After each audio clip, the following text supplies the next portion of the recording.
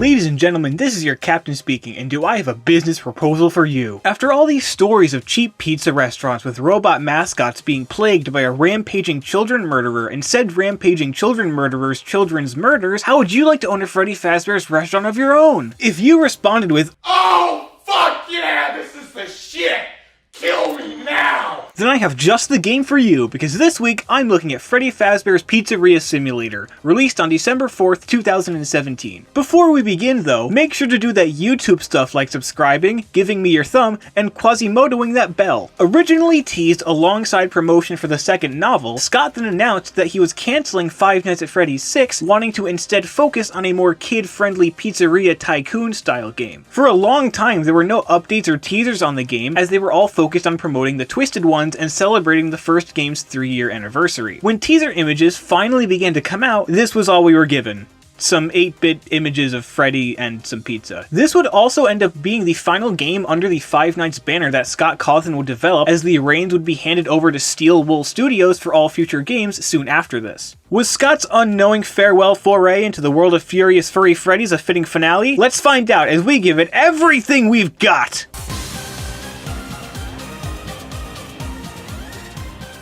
The game begins with a very retro title screen, and then you have to create your ultimate pizza with, like, 6 options. Come on, no buffalo chicken option? And what kind of pizza is this? It better be New York style. And I'm not talking about that New York style shit you get in California, I'm talking straight from New England pizza. That is the only option. After you make your pizza, if you put olives on it, you're dead to me, you play a straightforward game where you control Freddy, pick up pizzas that don't even reflect the pizza you just made, and launch them at Mach 3 into kids' faces.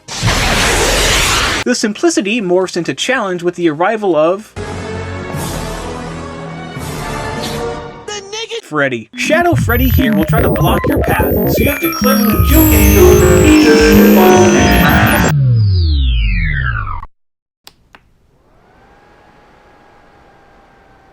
Oh, hello, baby. You've looked better. A cassette player informs you that a part of your job description is looking for animatronics that can be potentially salvaged, and then judging their salvageability by observing their response to certain audio cues.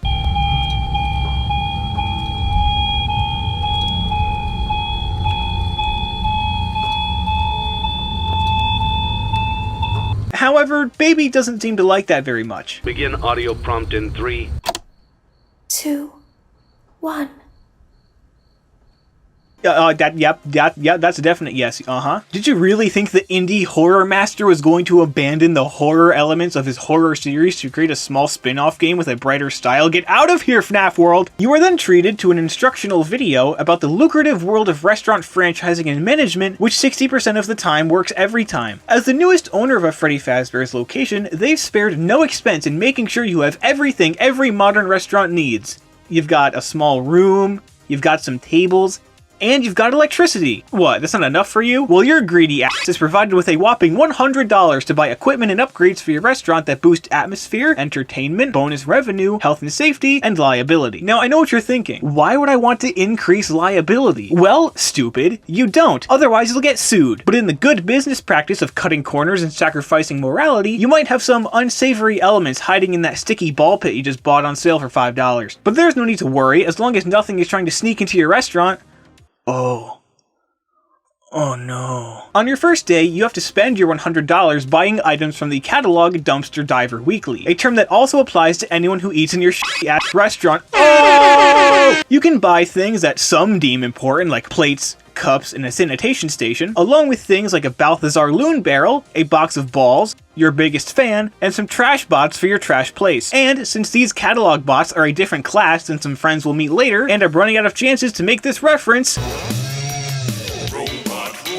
Bucket Bob, Can Do, Hugs and Stan, Crate! You then have to place them around your restaurant to boost your stats. You can spend money on certain objects like the balloon barrel and the ball pit to increase their safety or profitability. You can also play certain mini-games with them, usually involving our friend Helpy there, to earn a score, which may give you a monetary bonus. And if that's not enough money for you, you can take sponsorship offers. You get a boatload of money in exchange for hanging up advertisements for the brand all around your restaurant, along with something else I'll mention a bit later. The cash gained from all that, plus the end of day summary, monthly and new daily sponsorships is how you'll be able to expand your restaurant's size, buy more items, and unlock the other catalogs. There are important items from each one that I'll go over in more detail later, but from Stan's budget tech, you've got the Midnight Motorist and Fruity Maze arcade games, Candy Cadet, and 4 of the mediocre melodies, Happy Frog, Pig Patch, Ned Bear, and everyone's most loved or most hated, Mr. Hippo. From Smiles and Servos Inc., there's the Rockstar variants of Freddy, Bonnie, Chica, and Foxy, and finally, in Rare Finds Auction, we'll find Egg Baby, Security Puppet, Lefty, The Final Mediocre Melody, Orville Elephant, Music Man, L-Chip, Funtime Chica, and Pickles? However, in between creating your dream child murder beacon, you actually have to run the place. Finishing up your restaurant management for the day brings you into this office. This is a Five Nights at Freddy's game. What, did you expect to not be in an office at some point? Ignore that one. While customers are enjoying your pizza, you have to order equipment, print advertisements, and order maintenance. On the other tabs, you have a motion detector and audio player that can be activated anywhere, and the option to turn on silent ventilation. Also, if you buy the advertisements, they will occasionally play on your screen, creating a loud noise that you have to wait 5 seconds to get rid of. If you haven't noticed, there's a temperature in the bottom corner, but I'm sure none of those tabs will be important. What could possibly be malicious about this fun and free restaurant simulation experience?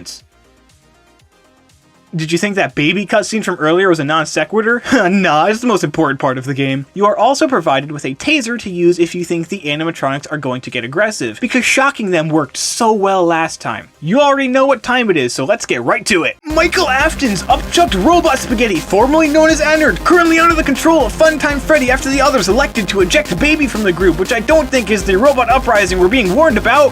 Molten Freddy! The black-hearted bunny rabbit, single-handedly responsible for the events of these games thanks to his insatiable bloodlust for children and simultaneous inability to protect his own children, who somehow got his body permanently skewered inside a clearly different suit, William Afton! Elizabeth's new home after being forcefully flown from Ennard that has seen much better days and has equipped some new gear like a tiara, some roller skates, and a giant fucking claw arm that was probably what killed Elizabeth in the first place. Also, why her skirt gotta be ripped there though? Scrap Baby! The familiar $5 Freddy face built for exactly 5 things, and I don't think one of them is murdering your face off. Lefty!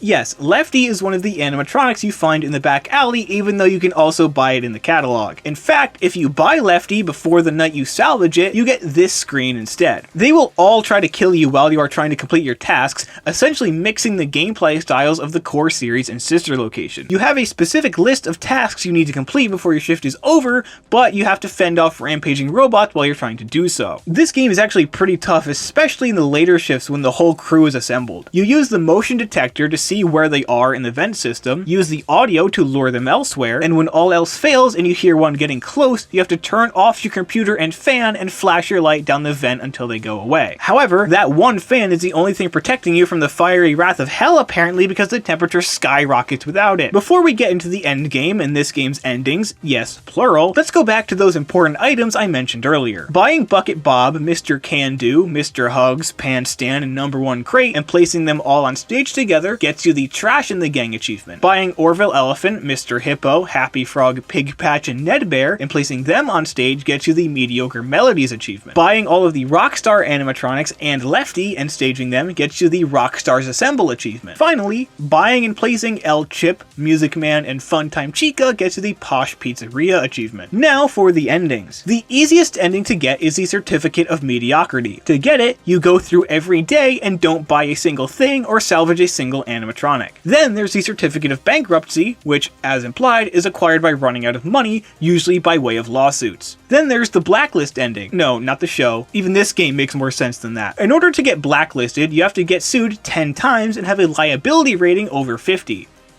And that's it for the easy ones. The next ending relies all on Egg Baby. As you may have noticed, Egg Baby is a data archive. Placing Egg Baby in your restaurant will turn the light on your terminal blue. If you press it off and then on again, an audio file begins to play over some very revealing blueprints. The first reveals that the sister location Scooper also serves as a remnant injector, remnant being the term for a soul possessing an inanimate object. In the third novel, William Afton melts the original animatronics into one malleable blob in an attempt to harness the remnant from it and become immortal. This most likely explains how Michael Afton was kept alive after losing his entire organs. It also notes that Remnant's effects may be neutralized when overheated. The other important blueprint is for lure, encapsulate, fuse, transport, and extract, or Lefty. Lefty was designed to capture the puppet, and succeeded, as proven by these images. Then we hear the end of audio file HRY223, which explains the reason we're told to let in these clearly dangerous beings. But they will never find rest now, not like this.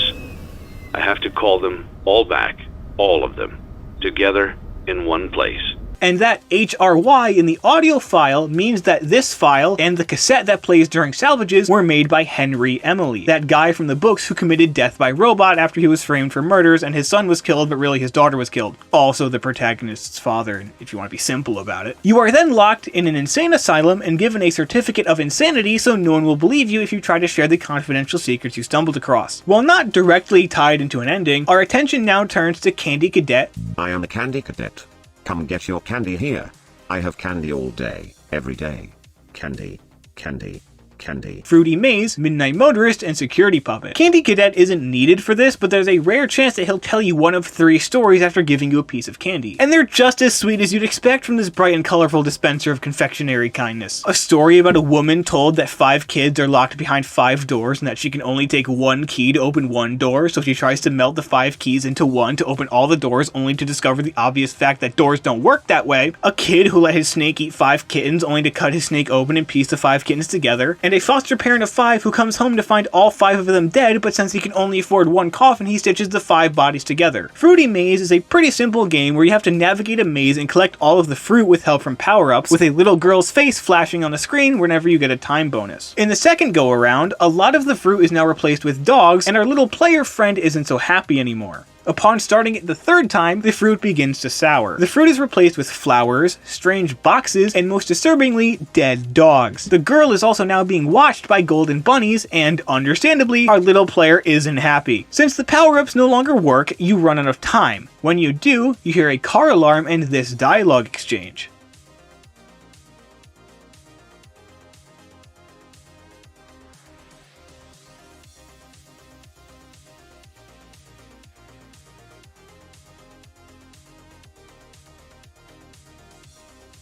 Strangely enough, this is actually Chica's origin story. As proven by the 4th Closet, Ultimate Custom Night, and the Coming Home short story in Fazbear Fright number 4, Step Closer, Chica is possessed by a little girl named Susie, who is killed by William Afton after he lured her away by killing her dog. There's not nearly as much to go over in Midnight Motorist, since it's a lot more vague. By entering a gap in the wall, you enter a different location in a car that looks pretty familiar. A yellow man emerges from the car and learns that his son has run off to that place again, and will be sorry when he gets back. The prevailing theory is that the yellow man is William Afton, since he's driving a similar looking car to the one seen in that one minigame from Five Nights at Freddy's 2, and the name of this section of the minigame is Later That Night in the source files. The person on the couch is Michael Afton, protagonist of Sister Location and possibly like 4 other games including this one, and the runaway kid is the crying child we played as in the 4th game. But again, that's all speculation, because 99% of what we know in these games is just speculation. Speaking of that one mini-game from Five Nights at Freddy's 2, you want to learn more about it? I hope you said yes, because that's where Security Puppet is bringing us. In this mini-game, you are looking for a kid wearing a green bracelet. However, said kid never shows up. Eventually, though, you get this scene.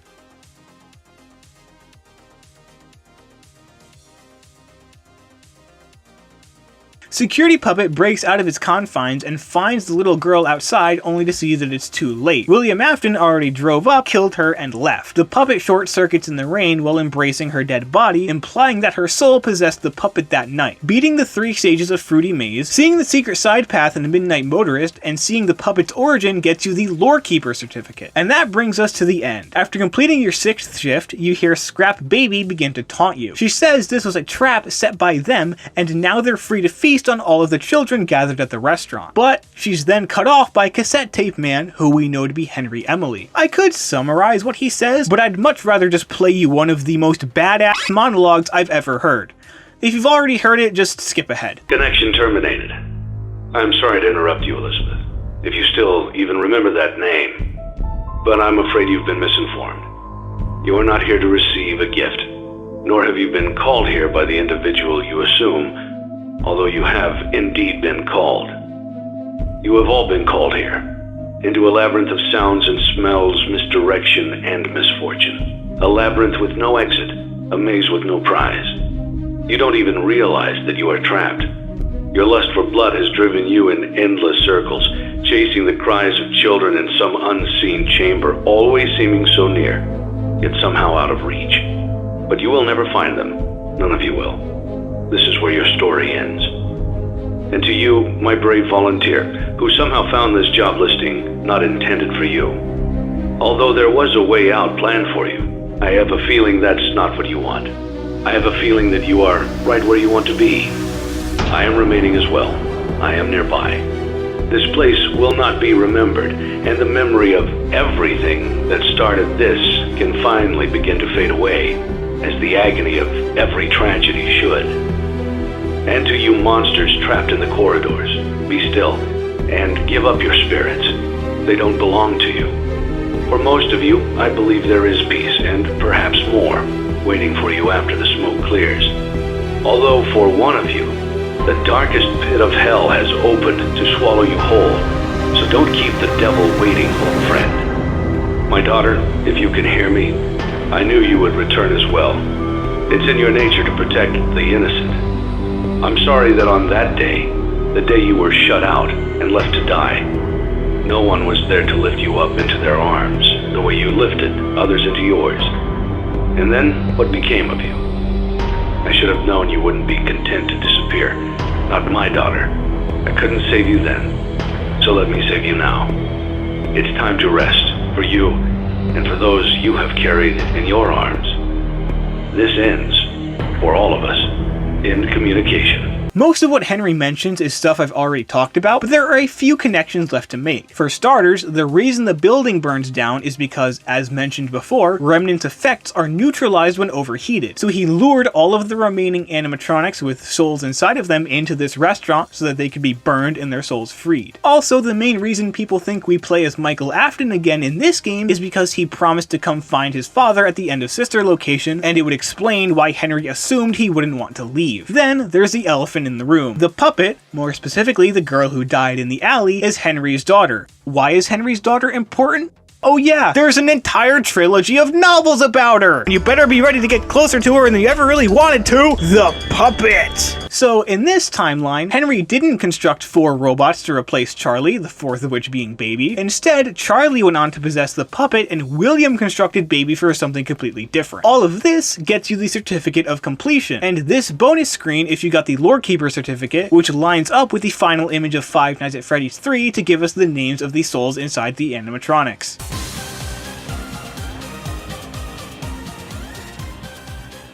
This is the Five Nights at Freddy's game that I am the most torn on. It provides plenty of answers to long-standing questions about the series of events and the timeline, and does a great job putting one final stamp on the franchise, but as a game, the gameplay itself is the least important part. Creating your own restaurant is a fun aside, and can definitely be turned into a full game that incorporates decorations and animatronics from all of the games if they want to do that one day, but it only serves as the way to unlock lore clues. It has no importance or impact on the story. Then there's the actual horror part of the game. I like having to complete a list of tasks instead of just surviving to 6 and just sitting there doing nothing, and the mechanics with which we keep the threats away are either new or a different spin on a classic. However, again, the jump scares aren't scary. Don't quote me on this, but I believe Scott has said that the jump scares were meant to be more impactful and terrifying, but his animations for them pushed the limits of the game engine too far, so he had to cut out frames in certain animations, and it definitely shows. I don't mind games that are more about story over gameplay. In fact, I tend to prefer them. But when the story of the game is just sporadic puzzle pieces to fit into the larger mystery, it isn't enough. That's why visual novels usually end up having complex and interesting narratives with near constant twists and turns, because the developers knew it was essential to distract from the fact that the only real gameplay is pressing the X button. Or they just pack it full of boobs and fan service and call it a day, which is sometimes just as effective. If this game had a stronger narrative through line that led to the plethora of reveals, it would be so much better. Although, I do have to give Scott props for having the name of the game be a spoiler. You don't see that very often. Freddy Fazbear's Pizzeria Simulator gets a 6.5 out of 10, the same grade I gave the original. While nowhere near as scary as the first one, it has more of a story, and there's a diverse collection of mini-games and jokes that helps boost the game's lacking scares and lackluster narrative. And that's it for Five Nights at Freddy's until Security Breach comes out sometime soon.